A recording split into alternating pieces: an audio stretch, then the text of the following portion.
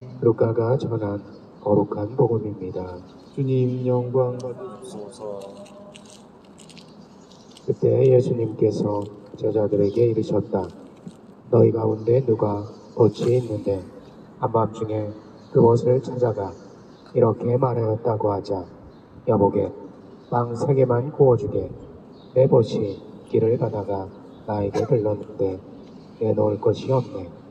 그러면 그 사람이 안에서 나를 괴롭히지 말듯 벌써 문을 닫아 걸고 아이들과 함께 잠자리에 들었다. 너는 지금 일어나서 건네줄 수가 하고 대답할 것이다. 내가 너희에게 말한다. 그 사람이 벗이라는 이유 때문에 일어나서 빵을 주지는 않는다 하더라도 그가 줄곧 졸라대면 마침내 일어나서 그에게 필요한 만큼 다 줄 것이다. 내가 너희에게 말한다. 청하여라. 너희에게 주실 것이다.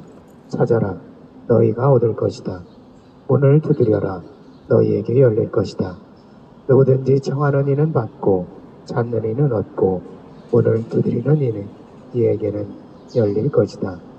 너희 가운데 어느 아버지가 아들이 생선을 청하는데 생선 대신에 뱀을 주겠느냐? 달걀을 청하는데 전갈을 주겠느냐? 너희가 악해도 자녀들에게는 좋은 것을 줄 줄 알거든.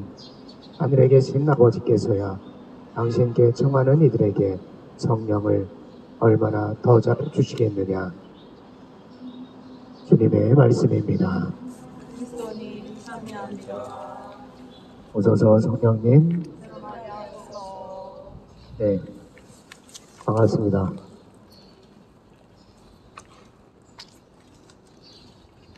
오늘 독서와 복음은 우리에게 더 많은 것을 하고 묵상하게 해주는 것 같습니다. 여러분에게는 벗이 있나요? 일생에 평생을 함께할 것이 몇 명이나 있나요? 오늘 복음을 잘 뜯어보면 어떤 사람이 등장합니다. 그 사람이 밤중에 찾아온 보셋에 먹을 것을 주기 위해서 또 다른 벗에게 찾아갑니다. 근데 이 또 다른 벗은 그를 참된 벗으로 여겼는지 모르겠습니다. 벗이라고 한다면 그가 언제 찾아오더라도 언제나 상대해줄 수 있을 것 같은데 자고 있던 사람에게는 밤늦게 찾아온 벗이 귀찮았던 것 같습니다. 친하고 뭐 함께하면 좀 하겠지. 자기 사생활을 침해하면서 공간을 침해하며 그렇게 어찌 보면 무리하게 구는 그런 행동들을 다 허용할 만큼 그를 가까이 여기진 않았던 것 같습니다. 그렇게 찾아온 친구는 자기에게 그 시간에 찾아온 벗에 환대를 하고 싶지만 자기가 가진 것이 없으니 나 그동안 친하게 지내던 그 벗에게 도움을 요청한 거죠. 어쩌면 우리 제 입장에서 보면 잘해야 한 달에 한 번 도전장에 방문하는 일들이 이곳에 계신 활동가에 계신 분들에게는 언제나 반가운 것일 수도 있겠다 생각이 듭니다. 그래서 저는 그냥 가끔 오는 것이긴 하지만 그곳에 계신 분에게는 매일매일 새로운 사람들이 찾아올 텐데 그분들을 환대하는 마음으로 언제나 반겨주십니다. 그 마음을 공감하고 이해하면 나중에 또 시간 날 때 다시 와야겠다 하는 마음이 생기기도 하는 것 같습니다. 그렇게 마음들이 모여서 이곳을 찾는 사람들이 점점 많아지고 있고요. 연령대도 다양해지고 지고 있고 또 어떤 구체적인 어떤 지향과 활동을 하는 사람들뿐만 아니라 그렇지 않은 대부분의 일반인들도 오고 가며 이렇게 드나드는 것들을 보게 됩니다. 어제거나 누구든지 한번 이것을 방문하게 되면 제 방문을 꿈꾸며 일상을 살아가는 것 같습니다. 그래서 여러분에게도 당부드리고 싶은 건 미사 있을 때만 찾아오는 게 아니라 평상시 시간 날 때 혼자 오지 마시고 지인들하고 가족들하고 아이들하고 함께 놀러 오셔서 이 자연의 아름다움을 방문하는 사람들이 함께 느끼고 갈 수 있도록 그러면서 자연스럽게 이곳에서 하고 오는 일에 대한 것들이 조금씩 확장되어 나갈 수 있지 않나 하는 생각이 듭니다. 그렇게 우리가 연대하는 마음으로 함께하는 노력들이 그 무엇보다도 이곳에서 현장을 지키는 분들에게 큰 위로와 힘이 되지 않을까 싶은 생각이 들기도 합니다. 그리고 그런 활동들이 그냥 끼리끼리의 어떤 활동으로 그치지 않는 것이 점점 확장되어 가면서 세종시 주변의 사람들뿐만 아니라 타 도시의 사람들도 찾아오기 있고요. 또 4대강 사업 저지를 위해서 뭐가 중단된 것들이 다시 강물이 흐를 수 있도록 노력하기 위한 다른 지역의 활동가들도 함께 연대 방문을 오기도 합니다. 최근에는 세종 시민들이 이 문제를 더 깊이 공감하고 지역 안에서 구체적으로 할 수 있는 일들을 찾아 나가고 있고요. 그래서 아이들과 어른들이 자전거를 타고 여기 근처 둘러볼 수 있는 프로그램 만들었는데 55명 정도가 신청을 해서 4살짜리 꼬마부터 60대 어르신까지 함께 한다고 합니다. 이렇게 누군가가 굳건하게 그 자리를 지키고 있으면 그 마음들이 전해져서 찾는 일들이 점점 많아지는 것 같습니다. 그럴 때에 커다란 변화의 물결이 만들어지는 것 같습니다.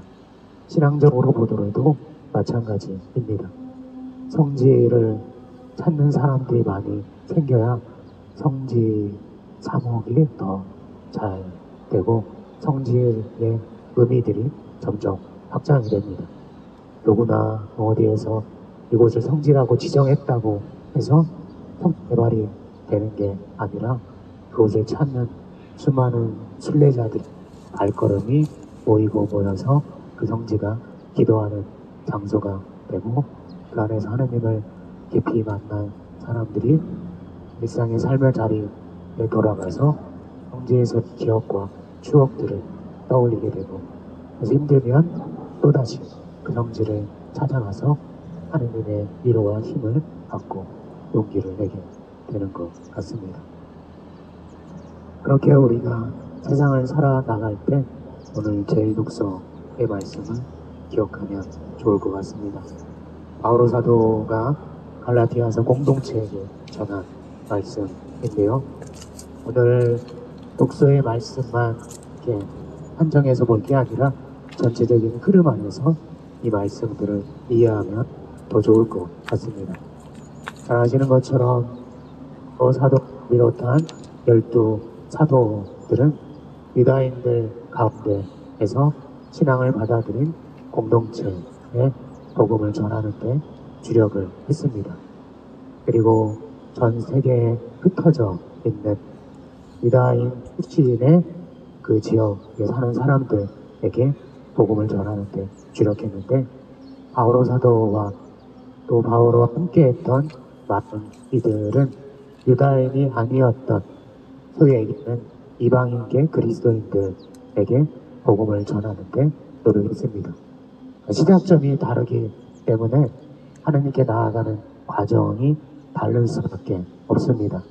그런데 매일 미사에 오셔서 독서의 말씀들을 쭉 들었던 분들은 아시겠지만 어젠가 그제 저는 바오로 사도가 베드로 사도를 엄청 객적으로 질책을 하죠.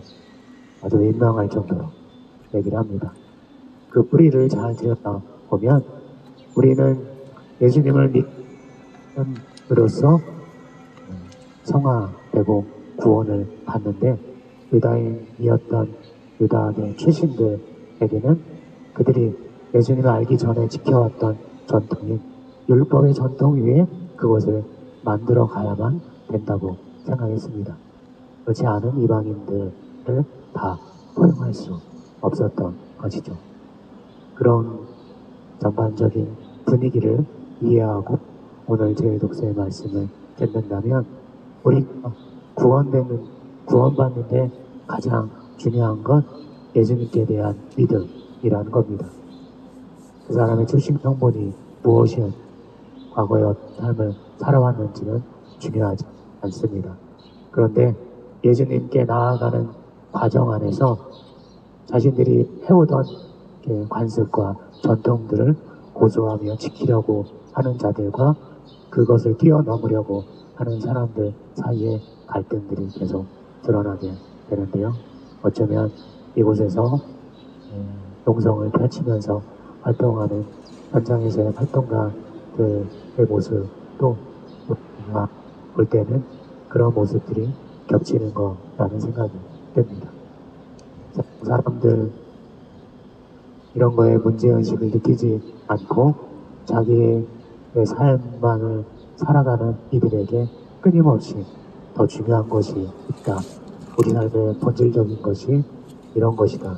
라는 걸 일깨워주고자 하는 사람들이고요.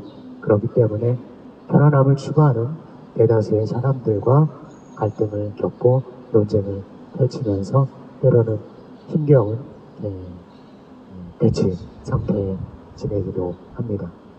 그런데 정작 중요한 것이 무엇인지를 아는 사람들은 현장을 지키는 분들과 함께하는 노력을 더 하게 되는 것 같습니다.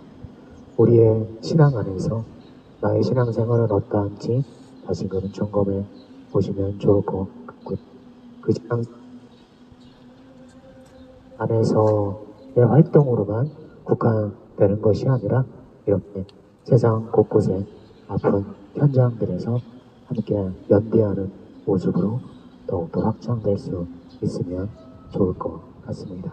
그렇게 우리의 마음을 모아 이미자 함께 봉헌하면 좋겠고요. 또 우리 각자 뿐만 아니라 현장을 지키는 이들에게도 위로와 힘이 될 수 있기를 청하면서 기도하시면 좋겠습니다.